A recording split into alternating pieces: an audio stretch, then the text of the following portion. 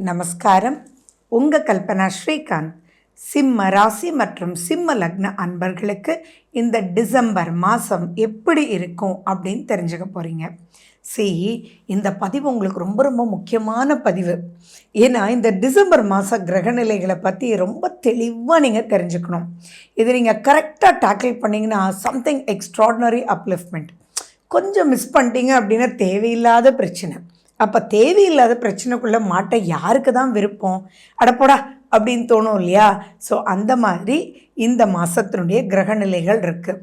எல்லாமே கிரகங்கள் தானேங்க, நம்மளை கைப்பிடிச்சி போகிறதே கிரகங்கள் தானே.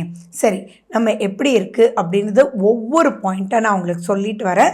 லாஸ்ட் வரைக்கும் பாருங்கள். லாஸ்ட்டில் உங்களுக்கு சந்திராஷ்டமம் எப்போன்றது சொல்லுவேன். அப்போ ரொம்ப ரொம்ப ரொம்ப ஜாக்கிரதையாக இருக்கணுன்றது மைண்டில் ஞாபகம் வச்சுக்கோங்க. நிறைய பேர் சொல்கிறது, மேடம் நான் அந்த சமயம் நான் அலாம் வச்சுட்டேன், அந்த சமயம் சிவனேன்னு இருந்தேன் மேடம், இல்லாட்டி இதில் மாட்டிகிட்டு இருப்பேன் அப்படின்லாம் சொல்கிறீங்க இல்லையா? அதெல்லாம் கேட்கும்போது ரொம்ப சந்தோஷமாக இருக்குது. சரி, நம்ம சேனல் இதுதான் ஃபர்ஸ்ட் டைம் பார்க்குறீங்க அப்படின்னா சப்ஸ்கிரைப் பண்ணிக்கோங்க. பெல் பட்டனை ப்ரெஸ் பண்ணுங்கள். ஆல் என்ற ஆப்ஷனை சூஸ் பண்ணிக்கோங்க. ஒன்றா பார்க்கலாமா? பிஸ்னஸ், தொழில், மேலும் ஜாபு, கெரியர், ஃபினான்ஸ் அப்படின்னு எதுவாக இருந்தாலும் பணம் வந்துட்டே இருக்கும், ஆனால் செலவு ஆகிட்டே இருக்கும் அப்படின்றத ஞாபகம் வச்சுக்கோங்க. அப்போ கூட்டி கழித்து பார்த்தா கையில் ஒன்றும் நிற்கலை அப்படின்றதும் சொல்லலாம். சிலர் சேவிங்ஸ்லேருந்தே எடுத்து நான் செலவு பண்ணேன் மேடம் அப்படின்றது கூட சொல்லலாம். ஆனால் பெருசாக பயப்பட வேண்டிய அவசியங்கள் இல்லை. ஏன்னா உங்களுடைய ராசிநாதன் சூரியன் 4ஆம் வீட்லேயும் 5ஆம் வீட்லேயும் ட்ராவல் பண்ண போகிறார்.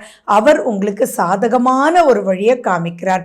அடுத்தது குரு அவருடைய பார்வையினால நிறைய விஷயங்கள் உங்களுக்கு சாதகமாக்குறார். அதனால அதுவுமே பயப்பட வேண்டிய அவசியங்கள் இல்லை. ஃபர்ஸ்ட் ஹாஃபில் குரு பகவான் உங்களுடைய ராசிநாதனையே பார்க்கறதுனால பெரிய பயம், பெரிய லாஸ் அப்படின்றது இருக்காது. தேவையில்லாத ட்ராவலிங்காக நீங்கள் செலவு பண்ண வேண்டிய அவசியங்கள் இருக்கும். பட் இன்னும் லாங் ரன் பார்த்தீங்கன்னா அந்த ட்ராவல் நீங்கள் பண்ணது உங்களுடைய லைஃபுக்கு பிரயோஜனமான ட்ராவலாக தான் இருக்குமே ஒழிய பயப்பட வேண்டிய அவசியங்கள் இல்லை. பட் இந்த இடத்துல 2ஆம் வீட்டு புதன், அந்த புதன் வீட்டில் கேது, அந்த புதன் உங்களுக்கு 4ஆம் வீட்டில் இருக்கார். அப்போ 4ன்னா ஆரம்பம். அப்போ எதை நீங்கள் பண்ணணுன்னாலும் ஒரு தடவை கரெக்டாக பிளான் பண்ணிக்கிறது நல்லது. ஃபார் எக்ஸாம்பிள், நீங்கள் ஃபர்ஸ்ட் ஒரு டிக்கெட்டை புக் பண்ணி அதுக்கப்புறம் அதை கேன்சல் பண்ணி திரும்பி இன்னொரு டிக்கெட்டை புக் பண்ணி கடைசியில் இது பணம் வருமானு வெயிட் பண்ணி பாதி பணம் போயிடுச்சுன்ற மாதிரி, அதுதான் இங்கே பிரச்சனை. அப்போ நீங்கள் என்ன பண்ணணும்? ஃபர்ஸ்ட் பொறுமையாக நிதானமாக, ரைட், இந்த ஜேர்னி ஃப்ளைட்டில் பண்ணலாமா, ட்ரெயினில் பண்ணலாமா, அல்லது ரோட்வேஸில் பண்ணலாமா அப்படின்றதெல்லாம் யோசிச்சு இதனால் நமக்கு என்ன பெனிஃபிஷியல் வரும், ஆஃபீஸ் ஒர்க்குக்காக போகிறோம், அவங்க கொடுக்குற அலவன்ஸ் இதுதான், அந்த அலவன்ஸ்குள்ளே எப்படி போகலாம் அப்படின்ற ஒரு பிளானிங் மட்டும் நீங்கள் பண்ணிங்கன்னா ஆட்டோமேட்டிக்காக சக்ஸஸ்ஃபுல்லாக இந்த மந்த் ஓடிடும். அண்ட் மேலும் பார்த்தீங்கன்னா இதில் உங்களுடைய 12ஆம் வீட்டில் செவ்வாய் போய் உட்கார்ந்துட்டுருக்கு. 6ஆம் வீட்டில் உங்களுக்கு சுக்கிரன் வேற உட்கார்ந்துட்டுருக்கு. அப்போது ஜாலிக்காக பல விஷயங்கள் பண்ண போய் ஆனால் அது பெரிய செலவில் முடியறதுக்கு உண்டான வாய்ப்புகள் இருக்குது. ஸோ அந்த இடத்துல நீங்கள் கொஞ்சம் அனலைஸ் பண்ணி பண்ணணும். ஏன்னா இங்கே தேவையில்லாத விரயம் ஆகிறதுக்கும் அது எதிர்பார்க்காத விரயமாக ஆகிறதுக்கும் நிறைய சான்சஸ் உண்டு. அதாவது நீங்கள் வார்த்தையை விட்டதுனால ஆட்டோமேட்டிக்காக ஃபுல் பார்ட்டிக்கு நீங்களே செலவு பண்ணுற மாதிரி. ஏன்னா பொதுவாகவே சிம்ம ராசின்றது ஒரு ஈகோ. அந்த ஈகோன்றதுனால சர்ரா நீ பண்ணல நான் பண்ணிட்டுமா, நானாக இருந்தால் பண்ணு வேண்டாம் அப்படின்னு சொல்லி போய் சரி நீ பண்ணு பார்க்கலாம் அப்படின்ற ஒரு வார்த்தையினால மாட்டிக்கிட்டு அங்கே செலவாயிடும். ஸோ எந்த ஒரு வார்த்தை பேசினாலும் மனம் போய் எடுத்துகிட்டு போய், அதாவது think thrice before you speak out. இது வெறும் நண்பர்கள் கிட்ட மட்டும் அல்ல, எல்லா இடத்துலையுமே நீங்கள் யோசிச்சு பண செலவு விரயம் எங்காகும், எங்கே உங்களை தப்பாக நினச்சிக்குவாங்களோன்றதுக்காக தேவையில்லாத செலவாகும் அப்படின்றத யோசிச்சு பிறகு நீங்கள் பேசும்போது நீங்கள் அதுலேருந்து தப்பிச்சிடலாம்.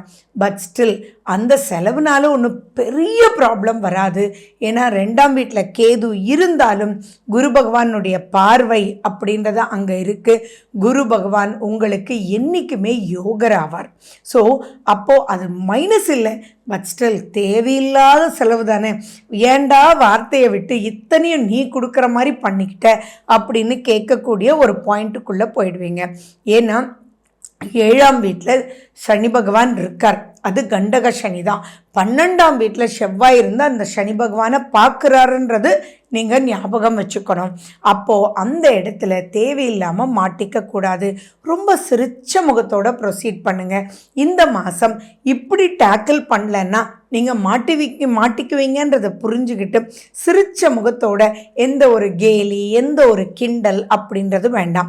அதே மாதிரி இப்போ புதுசாக கல்யாணமானவங்க மேபி போன மாதம் ஆயிருக்கலாம், இல்லை 2-3 மாதங்கள் ஆயிருக்கலாம், ஏன் 6 மாதம் கூட ஆயிருக்கலாம். ஏன்னா இந்த காலகட்டத்தில் கல்யாணம் அப்படின்றது ஆனதுக்கப்புறம் ஒருத்தர் புரிஞ்சுட்டு போகிறதுக்கு குறைஞ்சது 2 வருட காலங்கள் ஆகுது.